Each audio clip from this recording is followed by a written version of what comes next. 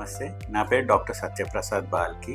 True vision eye క్లినిక్‌లో నేను medical డైరెక్టర్‌గా పనిచేస్తున్నాను. ఇవాళ మనం మాట్లాడుకోబోయే టాపిక్ లేసిక్.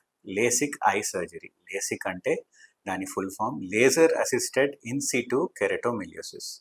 ఇది మనము ఎవరికి చేయాలి? ఎందుకు చేయాలి? దీని అడ్వాంటేజెస్ ఏవున్నాయో అవి మనం ఇవాళ డిస్కస్ చేద్దాం.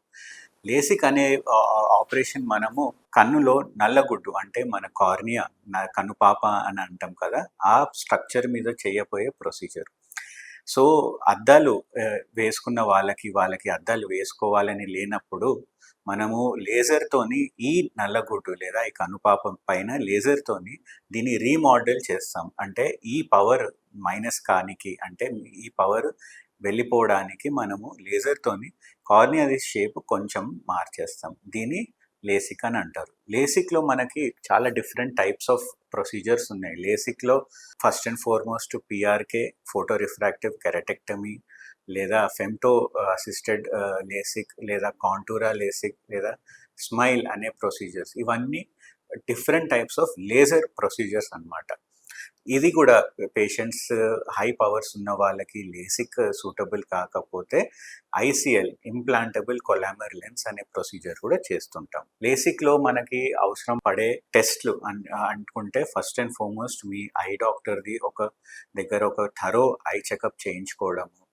దానిపైగా అవసరమైన టెస్ట్లు మన కార్నియా అంటే ఈ నల్లగుడ్డుది ఫుల్గా మెజర్మెంట్స్ తీసుకోవటం. దీంట్లో ప్యాకిమెట్రీ అంటే దీని థిక్నెస్ తెలుసుకోవడము. టోపోగ్రఫీ అంటే ఈ కార్నియాది షేప్ ఎలా ఉంది, మీ కార్నియా షేప్ సూటబుల్లా లేసికి ఉందా లేదా కూడా మనకి ఈ ఇన్వెస్టిగేషన్స్లో తెలిసిపోతుంది. దీనిపైగా వేరే మన ఇన్వెస్టిగేషన్స్ అనుకుంటే మీ డాక్టర్ అవి మీతో డిస్కస్ చేసి చేయించుతారు. లేసిక్కి eligibility criteria first and foremost age factor. 18 years పైగా ఉండి దానితో రిఫ్రాక్షన్ అంటే మీ పవర్ అనేది స్టేబుల్గా ఒక 6 months వరకు స్టేబుల్గా ఉంటే అప్పుడు మీరు లేసిక్కి ఎలిజిబిలిటీ అవుతారు. 40 years లోపల చేసుకోవడము better. So 18 to 40 is the general age group LASIK కోసము.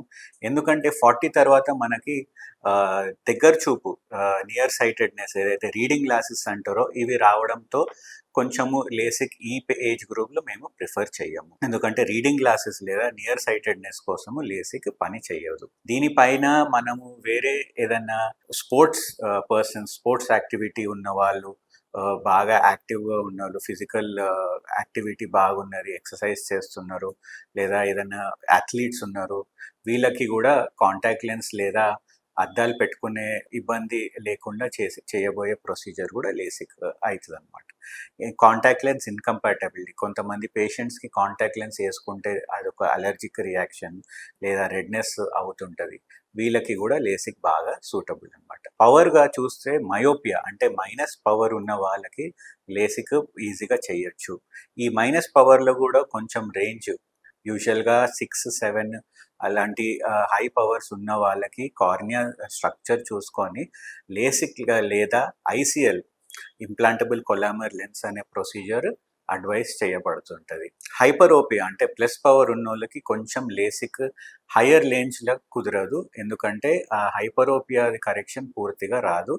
దాని తర్వాత కూడా రిగ్రెషన్ అంటే మళ్ళీ కొంచెం పవర్ మిగలడము అవుతుంటుంది. అందుకు హైపరోపియా రేంజ్ చూస్తే ప్లస్ పవర్లో అప్ టు 1 to +4 వరకు చేసుకుంటే లేసిక్ సక్సెస్ఫుల్గా అవుతుంటుంది. దీని తర్వాత కాంట్రా ఇండికేషన్స్. లేసిక్ ఎవరికైతే వర్ధించదో, అది థిన్ కార్నియాస్, నల్లగుడ్డు సన్నగా ఉన్నది, ఏదైతే లేసిక్ని సపోర్ట్ చేయదో వాళ్ళు ఎప్పుడైనా మన ఐసిఎల్ లెన్స్ ప్రొసీజర్ కోసము వెళ్ళచ్చు. హైపోరియోపియా, ప్లస్ పవర్ ఉన్న వాళ్ళు, +4 పైన ఉన్న వాళ్ళకి లేసిక్ అనేది చేయడం కష్టం. ప్రెగ్నెన్సీ ఉన్న వాళ్ళకు లేదా నర్సింగ్ మదర్స్కి కూడా లేసిక్ అవాయిడ్ చేస్తాము. నర్సింగ్ అయిపోయిన ఒక 6 months తర్వాతనే వీళ్ళు లేసిక్ అనే ప్రొసీజర్ ప్లాన్ చేసుకోవచ్చు.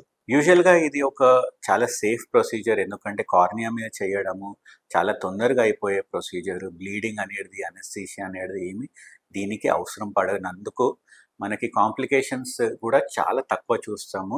ఎప్పుడైనా కొన్ని కండిషన్స్లో అన్హైజీనిక్గా ఉండడము, డ్రాప్స్ అనేది కరెక్ట్గా వేసుకోకపోతే ఇన్ఫెక్షన్స్, నల్లగుడ్డు కార్నియాకి ఇన్ఫెక్షన్స్ వచ్చే ఛాన్స్ ఉంటుంది. యూజువల్గా లేసిక్లో మనం కొన్ని పాటించాల్సిన ఇన్స్ట్రక్షన్స్ ఉంటాయి, డాక్టర్ మీకు ఇస్తారు. దాంట్లో మీరు వితిన్ 1 వీక్లో మీ యూజువల్గా ప్రొఫెషనల్ వర్క్ రెజ్యూమ్ చేసుకోవచ్చు, వర్కౌట్ కూడా చేసుకోవచ్చు, ట్రావెలింగ్ కూడా చేయొచ్చు. మెడికేషన్స్ అనేది టైం టు టైం కరెక్ట్గా వేసుకోవాలి. అదే అవాయిడ్ చేసేది ఏంటంటే స్విమ్మింగ్లో ఇన్ఫెక్షన్స్ అయ్యే ఛాన్స్ ఎక్కువ ఉంటుంది. సో అట్లీస్ట్ 1 మంత్ వరకు స్విమ్మింగ్ అనేది అవాయిడ్ చేయడము. రబ్బింగ్ ఆఫ్ ఐస్, కళ్ళు కూడా రబ్ చేయడము, అది కూడా చేయకూడదు లేసిక్ అయిన అట్లీస్ట్ 2 వీక్స్ వరకు. లేసిక్ అయిన 1 వీక్ తర్వాత మీరు మీ మేకప్ అది కూడా చేసుకోవచ్చు.